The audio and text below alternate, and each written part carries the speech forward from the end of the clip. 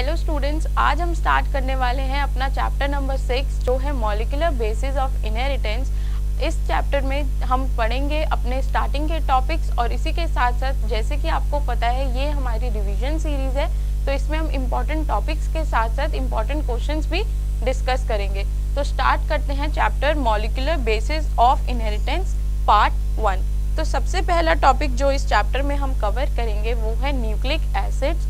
अब nucleic acids क्या होते हैं? न्यूक्लिक एसिड्स हमारी बॉडी के अंदर मैक्रोमोलिक्यूल्स होते हैं जो हर लिविंग ऑर्गेनिज्म में प्रेजेंट है। अब मैक्रोमोलिक्यूल्स यानी कि बहुत बड़े मॉलिक्यूल्स जो क्या करेंगे हर लिविंग बॉडी के अंदर प्रेजेंट होते हैं। अब ये जो मैक्रोमोलिक्यूल्स हैं यानी कि न्यूक्लिक एसिड्स हैं, इन्हें किसने देखा था, किसने आइसोलेट किया था, कहाँ से आइसोलेट किया था? तो जो साइंटिस्ट थे जिन्होंने सबसे पहले इसे आइसोलेट किया था उनका नाम था फ्रेडरिश मिशर। इन्होंने इसे आइसोलेट किया था हमारे पस सेल्स के अंदर से, एक लिविंग ऑर्गेनिज्म के पस सेल्स में से इसे आइसोलेट किया था और इन्होंने इसका नाम रखा था न्यूक्लिन। अब न्यूक्लिन से नाम न्यूक्लिक एसिड कैसे पड़ा? तो एक और साइंटिस्ट थे जिनका नाम था एल्टमैन। उन्होंने क्या देखा, ये जो न्यूक्लिन है इसका जो नेचर है वो कैसा है? एसिडिक नेचर है, एसिडिक है ये नेचर में, इसीलिए इसका नाम न्यूक्लिन से न्यूक्लिक एसिड पड़ गया। तो ये जो साइंटिस्ट थे, दो साइंटिस्ट, वो बहुत ही इंपॉर्टेंट है, फ्रेडरिश मिशर और एल्टमैन। अब ये जो न्यूक्लिक एसिड है ये हर लिविंग ऑर्गेनिज्म में प्रेजेंट होते हैं और ये दो टाइप्स के होते हैं। कौन कौन से? एक होता है हमारा डीएनए यानी कि deoxy ribo nucleic acid, that is DNA, और दूसरा होता है हमारा राइबो न्यूक्लिक एसिड जो होता है आरएनए। तो ये दो न्यूक्लिक एसिड हैं जो हर लिविंग ऑर्गेनिज्म में प्रेजेंट होते हैं। अब हम आगे चलते हैं। नेक्स्ट है हमारा पहला न्यूक्लिक एसिड जो है DNA, that is deoxy ribo nucleic acid. अब ये जो डीऑक्सी राइबो न्यूक्लिक एसिड है यानी कि डीएनए है, ये क्या होता है? ये एक बहुत ही बड़ा स्ट्रक्चर है पॉलीमर्स का जो किन से मिलकर बना है? डीऑक्सी राइबो न्यूक्लियोटाइड से। अब इसका स्ट्रक्चर कैसा होता है? ये डबल स्ट्रैंडेड होता है यानी कि दो स्ट्रैंड्स इसके अंदर प्रेजेंट होते हैं और दो स्ट्रैंड्स होने के साथ साथ ये डबल हेलिकल है। डबल हेलिकल से मतलब है ये इस शेप का होता है। तो ये है हमारा डीएनए। अब ये डबल हेलिकल है तो ये कहाँ पाया जाता है? जो डीएनए है ये कहाँ पाया जाता है? ये क्रोमोसोम्स के अंदर पाया जाता है, माइटोकॉन्ड्रिया में मिलता है और क्लोरोप्लास्ट में भी डीएनए पाया जाता है। अब ये जो डीएनए है इसका फंक्शन क्या है? ये एक जेनेटिक मटेरियल का काम करता है। जेनेटिक मटेरियल यानी कि जो हमारी जेनेटिक इंफॉर्मेशन है वो एक जनरेशन से दूसरी जनरेशन में कौन पास करता है? डीएनए। तो it act as the genetic material जो क्या कैरी करेगा? जेनेटिक इंफॉर्मेशन को कैरी करता है। अब ये जो डीएनए है ये केमिकली बना किससे होता है? ये तीन चीजों से मिलकर बना है। पहला है हमारी डीऑक्सीराइबो शुगर, जो कैसी शुगर होती है? ये 5 कार्बन शुगर है जिसको हम पेंटोज शुगर भी कहते हैं।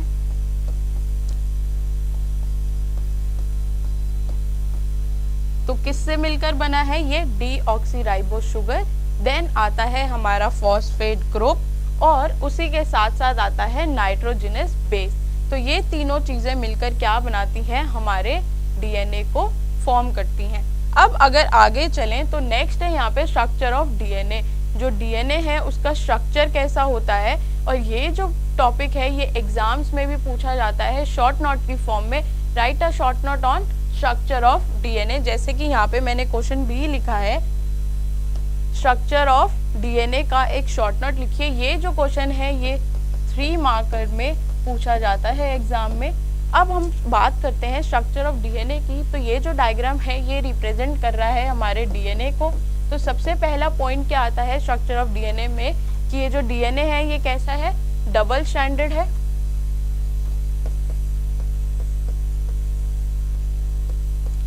डबल स्ट्रैंडेड होने के साथ साथ इसमें आपको दिख रहा है यहाँ पे कुछ बेस पेयर्स भी हैं।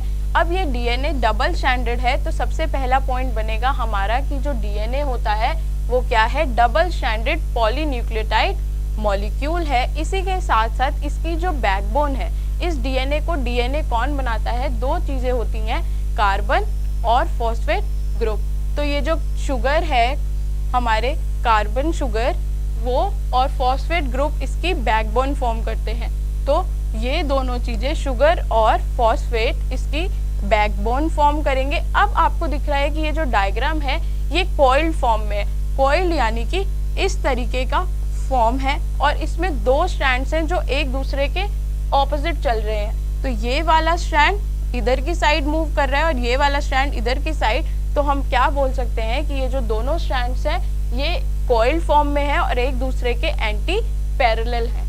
तो the two strands are coiled with each other and anti parallelly एक दूसरे से अरेंज्ड है। अब एंटी पैरेलल होने के साथ साथ इन दोनों स्ट्रैंड्स के बीच में कुछ डायमीटर भी होगा। तो ये जो डिस्टेंस है इन दोनों के बीच का वो कितना होता है? 2 नैनोमीटर। 2 नैनोमीटर यानी कि 20 एंगस्ट्रॉम्स। तो इनके बीच का डिस्टेंस जो है वो हो गया 2 नैनोमीटर। अब ये जो डिस्टेंस है एक टर्न पर भी हमें बताना होगा कि ये जो डीएनए का स्ट्रक्चर है तो ये जो टर्न ले रहा है इस टर्न से इस टर्न के बीच में भी कुछ डिस्टेंस है। वो डिस्टेंस होता है डीएनए का 3.4 नैनोमीटर, दैट इज 34 एंगस्ट्रॉम। तो ये इस स्ट्रैंड से इस स्ट्रैंड के बीच का ये जो टर्निंग डिस्टेंस है वो होता है 3.4 नैनोमीटर, दैट इज 34 एंगस्ट्रॉम। जहाँ पर जो डीएनए है वो ट्विस्ट करता है, कॉइल होता है इस टाइप में। और एक और चीज जो इसमें इम्पोर्टेंट है वो है बेस पेयर्स। तो ये जो डीएनए है इसमें कुछ बेस पेयर्स भी प्रेजेंट है। तो हर डीएनए स्ट्रैंड के अंदर कितने बेस पेयर है? 10 बेस पेयर होते हैं। हर टर्न के बीच में कितने बेस पेयर है? 10 बेस पेयर्स। अब ये जो बेस पेयर्स हैं इनके बीच में भी कुछ डिस्टेंस होगा। तो एक बेस पेयर से दूसरे बेस पेयर के बीच में जो डिस्टेंस होता है वो होता है 0.34 नैनोमीटर यानी कि 3.4 एंगस्ट्रॉम। तो ये था हमारा स्ट्रक्चर ऑफ डीएनए। अब इससे अगर एग्जाम में क्वेश्चन आ गया आपको तो ये सारे इंपॉर्टेंट पॉइंट्स हैं जो आपको कवर करने हैं और इसी के साथ साथ ये डायग्राम भी आपको याद रखना है और यही डायग्राम आपको अपने एग्जाम में बनाना है विद लेबलिंग। अब नेक्स्ट बात करते हैं packaging of DNA. DNA packaging की। तो डीएनए जो है आपको पता है कि वो नेगेटिवली चार्ज होता है।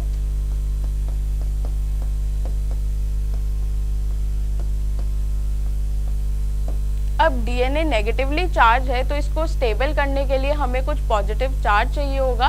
तो ये जो हमारे प्रोटीन्स हैं जिनको हम कहते हैं हिस्टोन प्रोटीन्स, ये कैसे प्रोटीन्स होते हैं?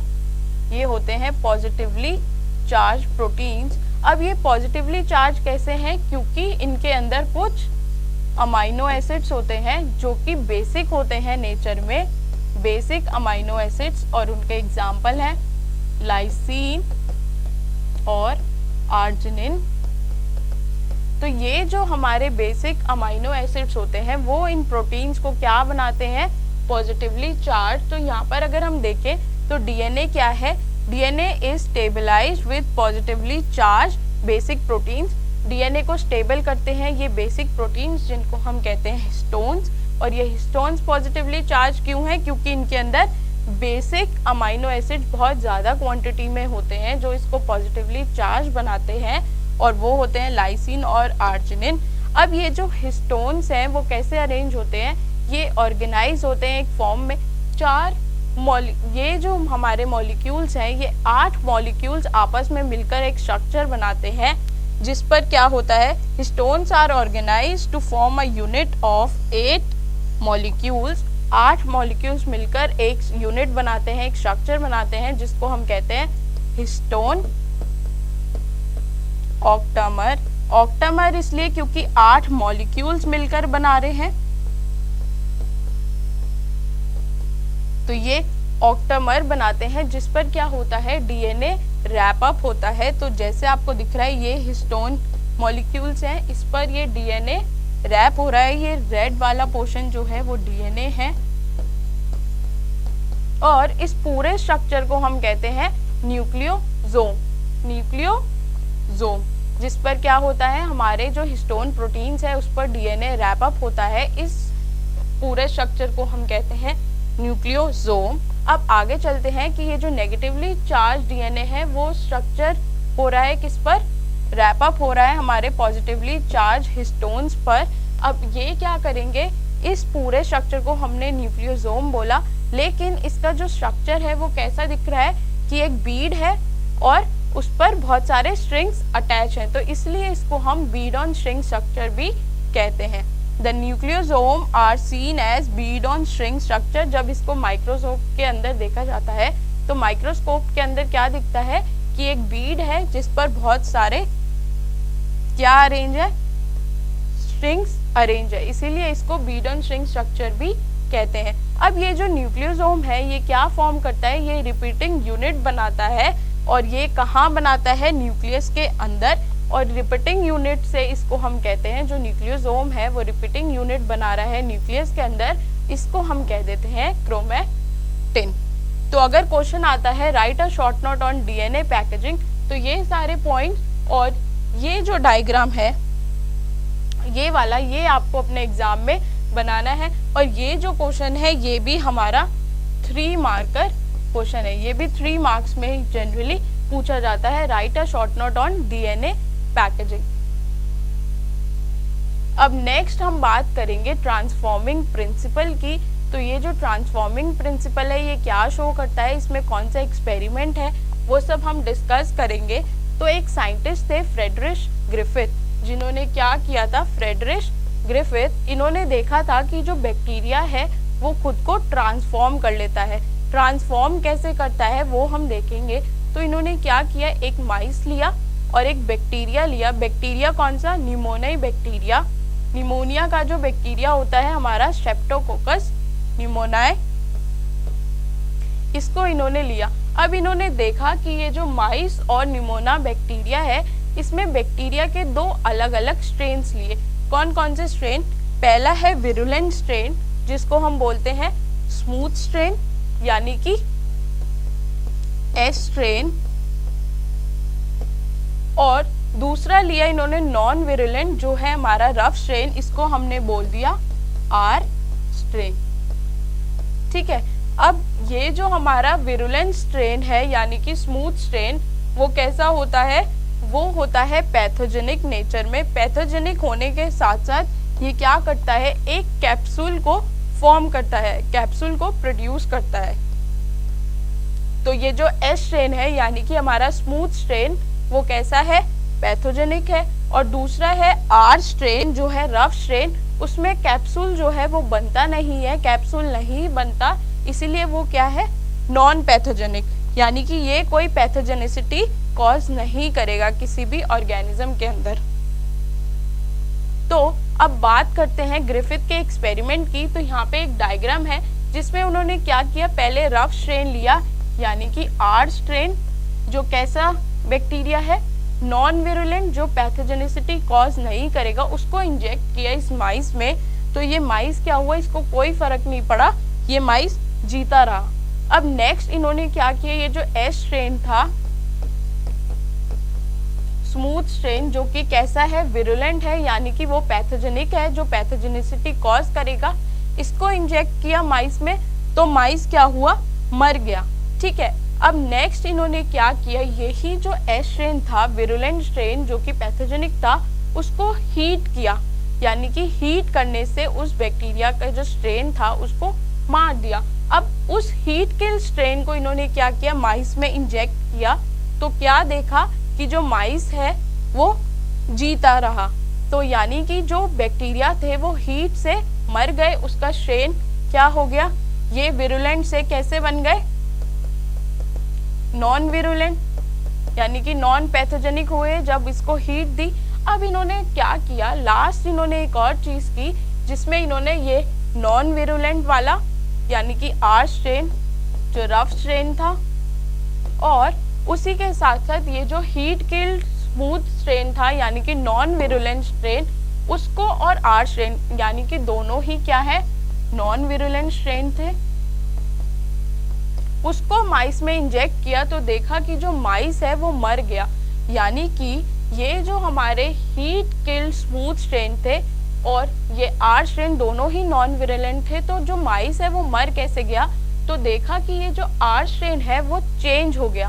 अब आर स्ट्रेन जो हीट किल स्मूथ स्ट्रेन के साथ मिला तो वो ट्रांसफॉर्म हो गया किसमें, नॉन विरुलेंट से विरुलेंट में, इसीलिए जो माइस है वो मर गया।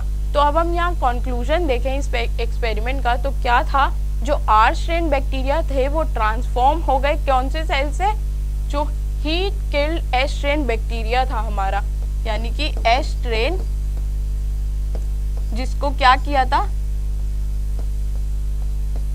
हीट से किल किया था, जो नॉन विरुलेंट थे उन्होंने क्या किया, हमारा जो आर स्ट्रेन है जो भी नॉन विरुलेंट था उसको विरुलेंट बना दिया, यानी कि पैथोजेनिक बना दिया।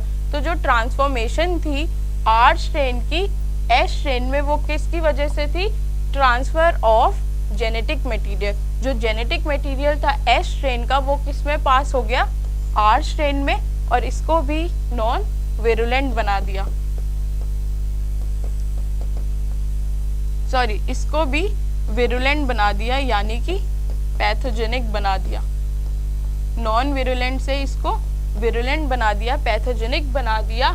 तो इससे क्या पता चला कि जो जेनेटिक मटेरियल है वो किसी भी चीज को ट्रांसफॉर्म करता है, यानी कि चेंज कर देता है। तो ये था ट्रांसफॉर्मिंग प्रिंसिपल।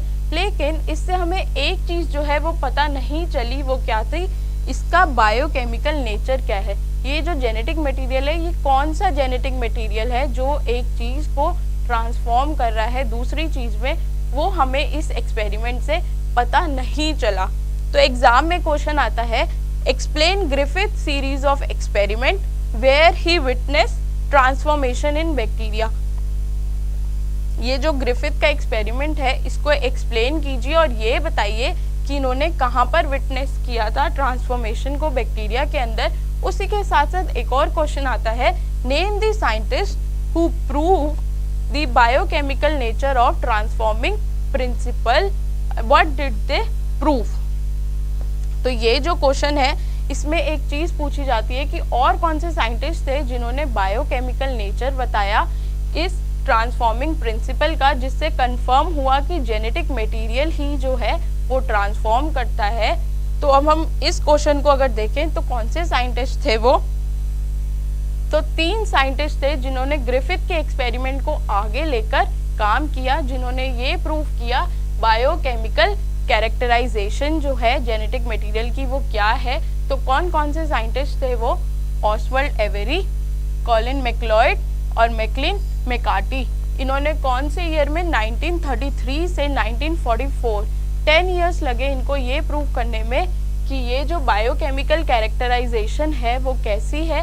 तो इन्होंने डिटरमाइन किया बायोकेमिकल नेचर जो है ट्रांसफॉर्मिंग प्रिंसिपल का। जो ग्रिफिथ का एक्सपेरिमेंट था ये उसको आगे लेवल पर लेके गए और इन्होंने ये प्रूव किया। तो इन्होंने क्या किया था, इन्होंने ये जो हमारे बायोमोलिक्यूल्स हैं उनको आइसोलेट किया, उनको प्यूरिफाई किया।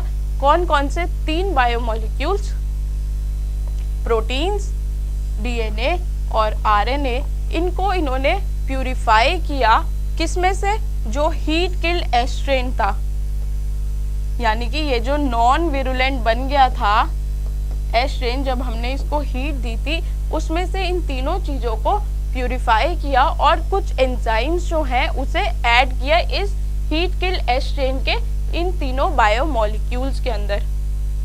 और वो डाइजेस्टिव एंजाइम्स को इन्होंने ऐड किया और देखा कि क्या है ऐसा जो आर स्ट्रेन को चेंज कर रहा था एस स्ट्रेन्स की वजह से। ठीक है, तो यहाँ पे ये देखेंगे हीट किल्ड एस स्ट्रेन लिया, उसमें एंजाइम डाला कौन सा, प्रोटीएज, और लाइव आर स्ट्रेन लिया। तो क्या देखा कि जो आर स्ट्रेन है वो फिर से चेंज हो गया हमारे एस स्ट्रेन में, यानी कि नॉन विरुलेंट स्ट्रेन जो था वो चेंज हो गया विरुलेंट में। जब प्रोटीएज एंजाइम डाला तो जो प्रोटीन था वो डिग्रेड हो गया। तो क्या देखा कि जो ट्रांसफॉर्मेशन है वो हो रही है। अब नेक्स्ट देखा कि हीट किल्ड एस स्ट्रेन लिया, दोबारा से एक और एंजाइम डाला आरएनएज, जो क्या करेगा, आरएनए को डिग्रेड कर देगा। और लाइव आर स्ट्रेन देखा, फिर इनकी ऑब्जर्वेशन क्या थी, जो आर स्ट्रेन है वो भी ट्रांसफॉर्म हो गया हमारे एस स्ट्रेन में, यानी कि नॉन विरुलेंट फिर से विरुलेंट स्ट्रेन में ट्रांसफॉर्म हो गया। तो जेनेटिक इंफॉर्मेशन जो है वो पास हो रही है, ठीक है, ट्रांसफॉर्मेशन जो है वो हो रही है। अब हीट किल्ड एस स्ट्रेन लिया, फिर से डीएनएज लिया। अब ये जो डीएनएज एंजाइम है ये क्या करेगा, डीएनए को डिग्रेड करेगा, और लाइव आर स्ट्रेन लिया। अब ऑब्जर्वेशन क्या थी, ये जो आर स्ट्रेन है वो ट्रांसफॉर्म नहीं हुआ एस स्ट्रेन में, यानी कि नॉन विरुलेंट से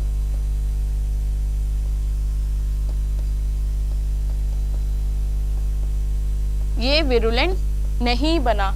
तो क्या देखा, जब डीएनए नहीं था तो ट्रांसफॉर्मेशन नहीं हुई। इससे हमें कंफर्म हुआ कि जो डीएनए है वो ही जेनेटिक मटेरियल है जो एक जनरेशन से दूसरी जनरेशन में क्या करता है, जेनेटिक इंफॉर्मेशन को कैरी करता है। तो इनका कंक्लूजन क्या था, प्रोटीन को जब heat killed S strain, protein जो है वो ट्रांसफॉर्मेशन नहीं करा रहा तो ये जेनेटिक मटेरियल नहीं है, आरएनए भी नहीं करा रहा तो ये भी जेनेटिक मटेरियल नहीं है। जो डीएनए था हीट किल्ड एस स्ट्रेन का वो क्या था, उसकी वजह से जब हमने उसको डिग्रेड कर दिया तो वो ट्रांसफॉर्म नहीं हो पाया।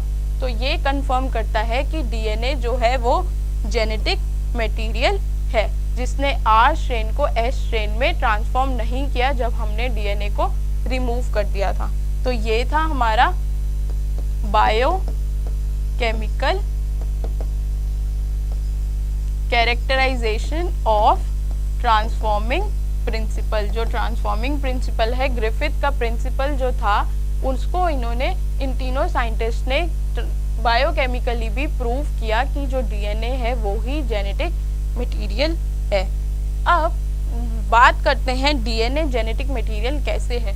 तो एक और साइंटिस्ट थे, Alfred Hershey and Martha Chase. इन दोनों साइंटिस्ट ने 1952 में एक्सपेरिमेंटली भी प्रूव कर दिया कि डीएनए ही जेनेटिक मटेरियल है। इन्होंने क्या किया, एक वायरस लिया जिसको बोलते हैं बैक्टीरियोफेज, बैक्टीरियोफेज।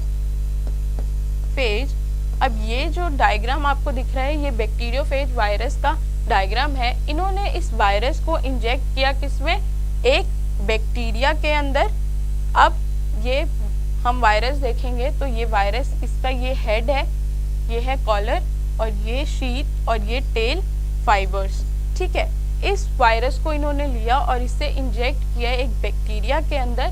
अब बैक्टीरिया में जब इंजेक्ट किया तो इन्फेक्शन के टाइम क्या होता है, ये जो वायरस है ये पहले बैक्टीरिया की वॉल पर जाकर अटैच होता है। जैसे कि इस डायग्राम में आपको दिख रहा है, ये बैक्टीरिया है हमारा, बैक्टीरिया। अब इस पर ये वायरस आके अटैच किया। अब इस वायरस ने क्या किया, अपना जो जेनेटिक इंफॉर्मेशन है यानी कि अपना डीएनए जो है वो इस बैक्टीरिया में ट्रांसफॉर्म कर दिया इधर, ठीक है। अब ये जो वायरस का जो डीएनए है वो इसमें बैक्टीरिया में चला गया तो ये होस्ट सेल को लेकर, यानी कि हमारे बैक्टीरिया सेल के अंदर ही मल्टीप्लाई कर रहा है और बहुत सारी कॉपीज बना रहा है अपनी। और ऐसे ही क्या हुआ, आगे हम देखेंगे कि ये जो बैक्टीरियोफाज है वो अपना बैक्टीरियल इंफॉर्मेशन को इसने इंसर्ट कर दिया और यहीं पर मल्टीप्लाई होता रहा।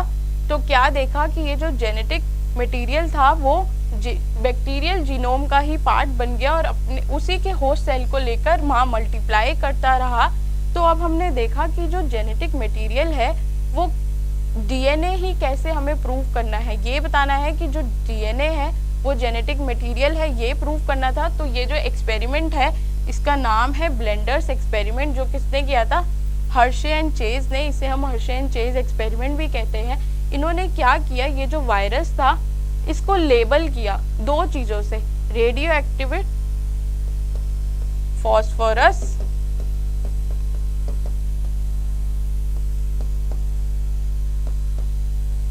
और दूसरा था रेडियो एक्टिव सल्फर। इन दोनों चीजों से इस वायरस को लेबल किया। अब फॉस्फोरस से एक पार्ट है जो लेबल किया और सल्फर से दूसरे पार्ट को लेबल किया। फॉस्फोरस से इन्होंने लेबल किया था डीएनए को और सल्फर से इन्होंने लेबल किया प्रोटीन पार्ट को। तो क्या देखा, अब ये डायग्राम देखिए, ये है ब्लेंडर्स एक्सपेरिमेंट। इसमें ये जो ग्रीनिश पार्ट है यानी कि रेडियो एक्टिव प्रोटीन पार्ट है और प्रोटीन को किससे लेबल किया है इन्होंने, सल्फर से।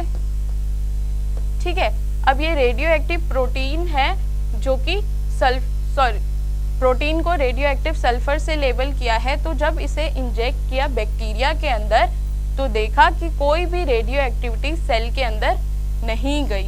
अब ये रेडियो एक्टिव प्रोटीन को बैक्टीरिया में इंसर्ट कर रहे हैं और यहाँ पर हम देख सकते हैं कि कोई भी रेडियो एक्टिविटी सेल के अंदर नहीं जा रही। और दूसरी जगह यहाँ पर क्या है, डीएनए को लेबल किया किससे, रेडियो एक्टिव फॉस्फोरस से। अब रेडियो एक्टिव फॉस्फोरस जो है उसको हमने क्या किया, लेबल किया। अब देखा कि जब इस वाले वायरस को हमने इंजेक्ट किया है बैक्टीरिया के अंदर तो रेडियो एक्टिविटी मिल रही है, यानी कि डीएनए क्या कर रहा है, रेडियो एक्टिविटी कॉज कर रहा है दूसरे सेल के अंदर। जब हम बैक्टीरिया में डाल रहे हैं तो इससे हमें पता चला कि ये जो डीएनए है वो ही जेनेटिक मटेरियल है। प्रोटीन्स ने कोई रेडियो एक्टिविटी कॉज नहीं की, यहाँ पर रेडियो एक्टिविटी नहीं की, जबकि डीएनए ने क्या किया, इस सेल को रेडियो एक्टिव बना दिया। तो हमें कंफर्मेशन मिल गई कि जो रेडियो एक्टिविटी है वो किससे हुई, डीएनए से। तो डीएनए जो है वो ही जेनेटिक मटेरियल है। ठीक है, तो ऑब्जर्वेशन देखी, क्या बैक्टीरिया जिसको इन्फेक्ट किया था रेडियो एक्टिव डीएनए से वो रेडियो एक्टिव ही बना, और दूसरा क्या है, जो बैक्टीरिया इन्फेक्ट किया था रेडियो एक्टिव प्रोटीन से वो रेडियो एक्टिविटी नहीं शो की, वो रेडियो एक्टिव नहीं था।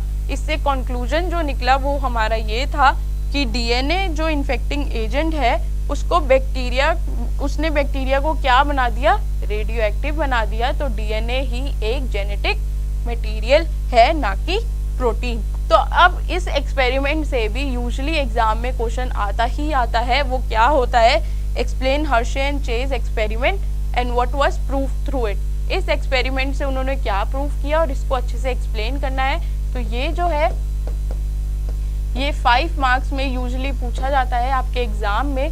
तो आप इसमें ये सारी चीजें बताएंगे कि ये जो डीएनए है वो जेनेटिक मटेरियल कैसे है, ये एक्सपेरिमेंट आपको एक्सप्लेन करना होगा और इसका कंक्लूजन जो है वो ये आपको एग्जाम में बताना होगा। तो ये 5 मार्क का क्वेश्चन है जो एग्जाम में यूजुअली पूछा जाता है।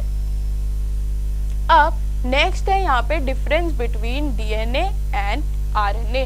डीएनए और आरएनए के बीच में जो डिफरेंस है ये भी 3 मार्क्स में एग्जाम्स में यूजुअली पूछ लेते हैं। तो अगर ये क्वेश्चन आया तो ये बहुत ही इजी क्वेश्चन है जो आप कर सकते हैं। तो डीएनए क्या होता है, डीएनए जो है उसका हाई मॉलिक्यूलर वेट होता है और आरएनए का मॉलिक्यूलर वेट कैसा होता है, लो होता है। नेक्स्ट पॉइंट क्या है यहाँ पर, नेक्स्ट पॉइंट है हमारा डबल स्ट्रैंडेड पॉलीन्यूक्लियोटाइड चेन। तो जो डीएनए है वो किससे मिलकर बना है, डबल स्ट्रैंडेड पॉलीन्यूक्लियोटाइड चेन से, जबकि आरएनए कैसा होता है, वो सिंगल स्ट्रैंडेड होता है। पॉलीन्यूक्लियोटाइड की सिंगल स्ट्रैंड चेन होती है और जबकि डीएनए में डबल स्ट्रैंडेड होता है। इसमें शुगर जो है वो डीऑक्सीराइबोज शुगर है, उसमें शुगर क्या है, राइबोज शुगर। यहाँ पर थाइमीन प्रेजेंट होता है, जबकि आरएनए में थाइमीन की जगह यूरेसिल प्रेजेंट होता है। अब जो अनयूजुअल नाइट्रोजनस बेसिस होते हैं वो प्रेजेंट नहीं होते। इसमें क्या है, अनयूजुअल नाइट्रोजन बेस जो है वो प्रेजेंट होते हैं हमारे आरएनए में। अब डीएनए क्या है, जेनेटिक मटेरियल है बहुत सारे लिविंग ऑर्गेनिजम्स का, और आरएनए जो है वो कुछ वायरस का ही जेनेटिक मटेरियल होता है। तो ये कुछ बेसिक डिफरेंसेस हैं जो आप बता सकते हैं डीएनए और आरएनए में। अगर आपको क्वेश्चन आता है right difference between DNA and RNA. तो आगे चलते हैं। अब नेक्स्ट टॉपिक जो है यहाँ पे वो है हमारा रेप्लिकेशन। रेप्लिकेशन यानी कि मल्टीप्लिकेशन, सेम कॉपी बनाना, ये सब हम बोल सकते हैं। रेप्लिकेशन यानी कि रेप्लिकेट करना, डबल होना, ये सारे टर्म्स जो हैं वो इसका मतलब बताते हैं। तो रेप्लिकेशन जो है उस प्रोसेस से क्या होता है, डीएनए अपनी सेम नंबर ऑफ कॉपीज बनाता है जो कि बिल्कुल एग्जैक्ट होती हैं, उसके जैसी ही होती हैं। यानी कि जो डीएनए है, ओरिजिनल डीएनए, वो अपने जैसी ही नंबर ऑफ कॉपीज बनाता है। और उस किस प्रोसेस से ये बनाता है, ये बनाता है रेप्लिकेशन प्रोसेस से। तो अब हमें पता है डीएनए में क्या होता है, डीएनए जो है वो डबल स्ट्रैंडेड है।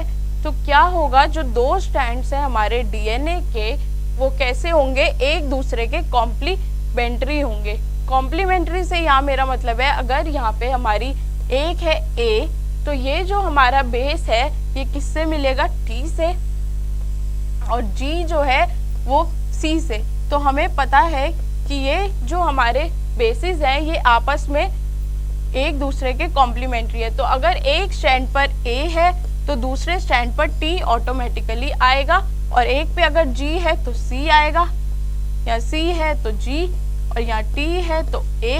तो ऐसे ही ये स्ट्रैंड्स आपस में एक दूसरे के कॉम्प्लीमेंट्री है, क्योंकि इनकी बेस सीक्वेंस की वजह से।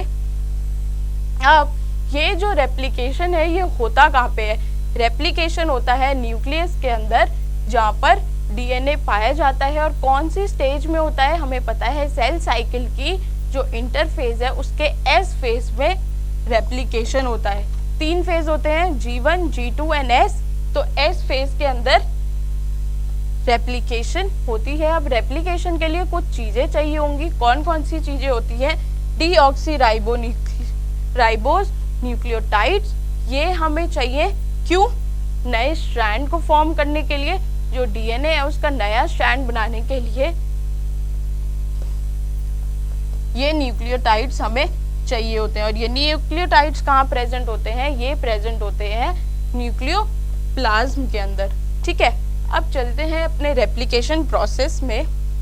तो रेप्लिकेशन क्या होता है, डीएनए में 2 स्ट्रैंड्स हैं। अब ये दोनों स्ट्रैंड्स हैं वो क्या होंगे, अलग होंगे, सेपरेट होंगे। At the time of replication 2 strands of DNA separate. अब ये डायग्राम आप देखिए, यहाँ पर डीएनए है ये डबल स्ट्रैंडेड,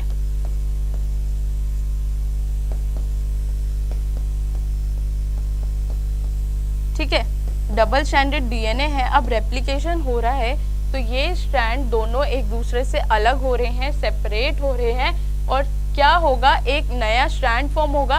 तो ये जो पहला स्ट्रैंड है, ओल्ड स्ट्रैंड, जो हमारे ये सपोज ये पेरेंट डीएनए है, या हम कहते हैं इसे ओरिजिनल डीएनए। तो ये जो ओरिजिनल डीएनए है उसका जो ये वाला स्ट्रैंड है हमारा ओल्ड स्ट्रैंड, ये कैसे काम करेगा, ये काम करेगा एक टेम्पलेट की तरह, जिसको हम बोलेंगे टेम्पलेट स्ट्रैंड। ठीक है, each strand act as template for the new strand. तो ओरिजिनल डीएनए का जो स्ट्रैंड है वो टेम्पलेट की तरह काम करेगा, और नया स्ट्रैंड उस पर फॉर्म होगा। और ये जो नया स्ट्रैंड है वो फॉर्म कैसे हो रहा है, ये फॉर्म होगा कॉम्प्लीमेंट्री बेस पेयरिंग की वजह से। जो कॉम्प्लीमेंट्री सीक्वेंस है वो आपस में पेयर करेंगी, उसकी फॉर्मेशन, उसकी वजह से ओल्ड स्ट्रैंड पर नया स्ट्रैंड हमारा फॉर्म होता है। और ये जो 2 स्ट्रैंड्स बनेंगे ये एक दूसरे के क्या होंगे, एकदम आइडेंटिकल होंगे। 2 exactly identical double stranded DNA molecules are form. अब क्या होगा, हर स्ट्रैंड में, हर जो नया डीएनए का मॉलिक्यूल बनेगा उसमें एक स्ट्रैंड होगा हमारे पुराने डीएनए का और एक स्ट्रैंड होगा हमारे नए डीएनए का। One strand is old while the other is newly formed। और इसको किसने एक्सप्लेन किया था, 2 साइंटिस्ट थे, वॉटसन एंड क्रिक, जिन्होंने बताया था कि ये जो डीएनए रेप्लिकेशन है ये किस फॉर्म में होता है, ये सेमी कंजर्वेटिव फॉर्म में होता है। तो उन्होंने बोला था सेमी कंजर्वेटिव रेप्लिकेशन, जिसमें क्या होगा, एक डीएनए मॉलिक्यूल का जो स्ट्रैंड है वो होगा पुराने स्ट्रैंड का, पुराना, और नया जो मॉलिक्यूल है वो फॉर्म होगा, जो नया स्ट्रैंड है वो होगा नए मॉलिक्यूल का। ठीक है, तो हर डीएनए में क्या होगा, एक स्ट्रैंड होगा ओल्ड और दूसरा स्ट्रैंड होगा हमारा न्यू स्ट्रैंड। ठीक है, तो ये जो ओल्ड और न्यू का कॉम्बिनेशन है उसको इन्होंने बोला था semi conservative method of DNA replication. अब आगे चलते हैं mechanism of DNA replication. DNA जो रेप्लिकेशन करता है, डीएनए रेप्लिकेट करता है, उसके पीछे का मैकेनिज्म क्या है, किस प्रोसेस से ये होता है। तो डीएनए रेप्लिकेशन जो है वो कहाँ होता है, बहुत सारे सब्सटेंस चाहिए होते हैं, एंजाइम्स चाहिए होते हैं और कुछ प्रोटीन्स चाहिए होते हैं। तो कौन कौन से सब्सटेंस, एंजाइम, प्रोटीन्स चाहिए हमें, तो ये होता है सबसे पहले हमें डीऑक्सीराइबोन्यूक्लियोटाइड्स चाहिए होते हैं। एंजाइम्स कौन कौन से लगते हैं हमारे डीएनए रेप्लिकेशन में, DNA helicase, DNA polymerase 3, 2 and 1, इसी के साथ साथ आरएनए प्राइमेस और डीएनए लाइगेज। ये कुछ एंजाइम्स हैं जो यूज होते हैं डीएनए रेप्लिकेशन में। अब बात करें प्रोटीन की, तो एक ही प्रोटीन जो है वो यूज होता है। एक प्रोटीन कौन सा है, वो है हमारा SSB प्रोटीन, यानी कि सिंगल स्ट्रैंड बाइंडिंग प्रोटीन।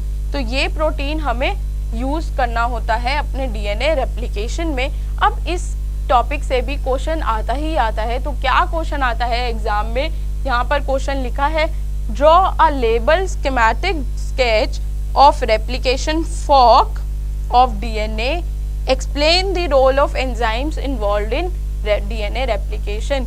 तो ये जो डायग्राम है ये हमारा रेप्लिकेशन फॉर्क का डायग्राम है। और ये जो तीनों एंजाइम्स हैं, ये कुछ एंजाइम्स हैं, इनका हमें क्या पूछा जाता है एग्जाम में, फंक्शन या फिर रोल बताइए। तो अगर ये क्वेश्चन एग्जाम में आ गया तो आपको ये डायग्राम अच्छे से पता होना चाहिए। ये डायग्राम आपको बनाना है विद लेबलिंग, और इसी के साथ साथ ये जो हमारे एंजाइम्स हैं इनका फंक्शन जो है वो भी आपको पता होना चाहिए। ठीक है, तो अब यहाँ देखते हैं, ये है हमारे डीएनए रेप्लिकेशन का प्रोसेस। अब डीएनए रेप्लिकेशन कैसे होता है ये हम स्टार्ट करते हैं, इसके पीछे का मैकेनिज्म जो है वो स्टार्ट करेंगे। तो सबसे पहले देखते हैं ये जो हमारा डबल स्टैंडर्ड डीएनए है, यहाँ से शुरू करेंगे। ये है पेरेंटल डीएनए जो कि कैसा है, डबल स्टैंडर्ड। तो अब जब रेप्लिकेशन होगी तो ये डबल स्ट्रैंड आपस में सेपरेट होंगे। अब ये सेपरेट कैसे होंगे, एक एंजाइम है जो इनको सेपरेट करेगा, यानी कि अनवाइंड करेगा, एक दूसरे से अलग करेगा। वो एंजाइम होता है डीएनए हेलिकेस। ये डीएनए हेलिकेस क्या करेगा, अनवाइंड करेगा पेरेंटल डबल हेलिक्स को, यानी कि सेपरेट करेगा हमारे पेरेंटल डीएनए को। अब ये जो सेपरेशन हो रही है तब एक प्रोटीन जो है, जो हमने प्रोटीन कौन सा देखा था अपना पहले, SSB प्रोटीन, यानी कि सिंगल स्ट्रैंड बाइंडिंग प्रोटीन क्या करेगा, आकर यहाँ पर बाइंड कर जाएगा। जब ये सेपरेशन हुई तो यहाँ पर आपको दिख रहा है ये SSB अरेंज हो गया और यहाँ पर भी ये आके अटैच हो गए। तो ये क्या करेंगे, जब ये अटैच होगा तो ये जो हमारा सेपरेशन हुआ है, जो ओरिजिनल स्ट्रैंड अब सेपरेट हो गए हैं, इन दोनों को वापस जुड़ने से ये प्रोटीन रोकेगा। तो ये प्रोटीन यहाँ आकर बाइंड हो जाता है। अब क्या होगा, ये डीएनए पॉलीमरेज 3 का जो फंक्शन है वो शुरू होगा। अब डीएनए पॉलीमरेज 3 का फंक्शन कैसे शुरू होगा कि ये जो डीएनए पॉलीमरेज है ये इस स्ट्रैंड पर आकर बाइंड करेगा। ठीक है, तो यहाँ पर जब ये आकर बाइंड करेगा तो हमें क्या है, डीएनए पॉलीमरेज हमारे नए स्ट्रैंड को इलोंगेट करेगा, यानी कि आगे बढ़ने में हेल्प करेगा। तो ये जो 3 प्राइम से हमारा सिंथेसिस हो रही है, कहाँ पर, 5 प्राइम में, 3 प्राइम से सिंथेसिस हो रही है 5 प्राइम की। तो ये कैसी होती है, ये होती है हमारी कंटिन्यूअस सिंथेसिस। 3 प्राइम से 5 प्राइम जो सिंथेसिस होगी ये होगी कंटिन्यूअस। तो यानी कि ये फॉर्म करेगा हमारा लीडिंग स्ट्रैंड। जो 3 प्राइम से 5 प्राइम चलेगा वो होगा लीडिंग स्ट्रैंड। और जो 5 प्राइम से 3 प्राइम चलेगा वो क्या होगा, डिसकंटिन्यूअस सिंथेसिस, मतलब कि जो नया स्ट्रैंड बनेगा वो कंटिन्यूअस फॉर्म में नहीं बनेगा, वो टूट कर बनेगा, तो वो होती है डिसकंटिन्यूअस सिंथेसिस और उस स्ट्रैंड को हम बोलते हैं लैगिंग स्ट्रैंड। ठीक है, तो 3 प्राइम से 5 प्राइम जो चलेगा वो होगा लीडिंग स्ट्रैंड यानी कि कंटिन्यूअस, और जो रेप्लिकेशन होगी 5 प्राइम से 3 प्राइम वो होती है डिसकंटिन्यूअस यानी कि लैगिंग स्ट्रैंड। तो अब क्या होगा, जो लीडिंग, यहाँ पर हमने देखा लीडिंग स्ट्रैंड क्या कर रहा है, सिंथेसाइज हो रहा है कंटिन्यूअसली, ठीक है, in the direction 5 prime to 3 prime, 5 prime से 3 प्राइम की डायरेक्शन में ये चल रहा है, तो ये होगा हमारा लीडिंग स्ट्रैंड, और दूसरा होगा हमारा लैगिंग स्ट्रैंड जो चलेगा 3 प्राइम टू 5 प्राइम डायरेक्शन में। ठीक है, अब यहाँ पर देखा हमने जो लैगिंग स्ट्रैंड है वो सिंथेसाइज हो रहे हैं डिसकंटिन्यूअसली। अब क्या होगा, जब लैगिंग स्ट्रैंड डिसकंटिन्यूअसली बन रहा है तो उसमें कुछ फ्रेगमेंट्स बनेंगे। कौन से फ्रेगमेंट्स होते हैं, वो जो डीएनए का नया स्ट्रैंड है जो डिसकंटिन्यूअस बन रहा है वो टूटे टूटे फ्रेगमेंट्स में बनेगा। वो फ्रेगमेंट्स में क्यों बनेगा, क्योंकि यहाँ पर एक एंजाइम होता है जो होता है प्राइमेज, ये हमारा आरएनए प्राइमेज, जो क्या करेगा, सिंथेसाइज करेगा किसको, आरएनए प्राइमर को सिंथेसाइज करेगा। ये है आरएनए प्राइमर, ये सिंथेसाइज होगा, तो यहाँ पर ये फ्रेगमेंट्स जो हैं आपको दिख रहा है, ये पिंक है, फिर ये ब्लू है, ये पिंक ब्लू ब्लू, ये डिसकंटिन्यूअस बन रहा है। तो ये क्या है, ये इन फ्रेगमेंट्स को हम कहते हैं ओकाजाकी फ्रेगमेंट्स। ये ओकाजाकी फ्रेगमेंट्स बनेंगे जो कि सिंथेसाइज होंगे किससे, आरएनए प्राइमर से। अब क्या होगा, एक और एंजाइम है जो आके यहाँ पर लगेगा। कौन सा एंजाइम, डीएनए पॉलीमरेज, जो क्या करेगा, हमारे इन फ्रेगमेंट्स को, ये आरएनए प्राइमर को क्या करेगा, ये रिप्लेस कर देगा, और इनकी जगह क्या होंगे, यहाँ देखिए, आफ्टर आरएनए प्राइमर जो रिप्लेस होगा किससे, डीएनए पॉलीमरेज 1 से। ठीक है, डीएनए पॉलीमरेज 1 जो है वो इसको रिप्लेस करेगा, और फिर एक और एंजाइम है जिसका फंक्शन आता है, वो क्या होता है, डीएनए लाइगेज। अब यहाँ पर हम सारे एंजाइम्स के फंक्शन भी देख रहे हैं। ये है डीएनए पॉलीमरेज 3 जो क्या करेगा, इलोंगेशन का काम। हेलिकेज क्या करेगा, अनवाइंड कर रहा है। देन नेक्स्ट एंजाइम है आरएनए प्राइमेज, जो क्या कर रहा था, आरएनए प्राइमर को सिंथेसाइज किया था, सॉरी, आरएनए प्राइमर को सिंथेसाइज किया था। ठीक है, फिर एक और एंजाइम था डीएनए पॉलीमरेज 1 जो आरएनए प्राइमर को रिप्लेस कर रहा है, तो ये हो गया हमारा डीएनए पॉलीमरेज 1। और एक और एंजाइम है डीएनए लाइगेज जो क्या करेगा, इन फ्रेगमेंट्स को ज्वाइन करेगा, ज्वाइनिंग ऑफ फ्रेगमेंट्स। ठीक है, ये डीएनए लाइगेज का फंक्शन क्या है, ये हमारे डीएनए फ्रेगमेंट्स को आपस में ज्वाइन कर देगा और एक पूरा स्ट्रैंड बनाएगा। फिर क्या होगा, एक और एंजाइम था जो है डीएनए पॉलीमरेज 2, वो क्या करेगा, ये डीएनए पॉलीमरेज 2 जो है वो देखेगा कि कोई रिपेयर है, कोई एरर है इस रेप्लिकेशन में, तो वो उसको रिपेयर कर देता है। ठीक है, तो ये सारे हमारे एंजाइम्स हैं जो इस रेप्लिकेशन में यूज। अब सब हमने देख लिया कि रेप्लिकेशन भी हो गई, डीएनए स्ट्रैंड भी बन गया नया। अब ये जो रेप्लिकेशन है ये स्टार्ट कहाँ होती है, रेप्लिकेशन स्टार्ट होती है एक पॉइंट पे जिसको हम बोलते हैं ओरई, यानी कि ओरिजिन ऑफ रेप्लिकेशन। ठीक है, यहाँ से ये जो हमारा रेप्लिकेशन प्रोसेस है ये शुरू होता है। अब नेक्स्ट हम बात करेंगे semi conservative nature of DNA. जो डीएनए है ये सेमी कंजर्वेटिव क्या है, यानी कि हमें पता है सेमी कंजर्वेटिव से हमारा मतलब है एक स्ट्रैंड होता है ओल्ड डीएनए का और दूसरा स्ट्रैंड नया बनता है। तो यही एक्सपेरिमेंटली प्रूफ भी किया था किसने, 2 साइंटिस्ट थे, Meselson and Stahl, Meselson and Stahl. ठीक है, इन दोनों ने इनको हम कहते हैं मेसेल्सन एंड स्टेल्स एक्सपेरिमेंट, जिससे ये प्रूव हुआ था सेमी कंजर्वेटिव नेचर डीएनए का। तो क्वेश्चन भी आता है इससे एग्जाम में, what is semi conservative DNA replication, how was it experimentally proved and by whom। तो ये हमें एक्सपेरिमेंट प्रूव करना है और अच्छे से इसे एक्सप्लेन करना है। ये भी जो है ये हमारा एक 5 मार्क में क्वेश्चन पूछा जाता है।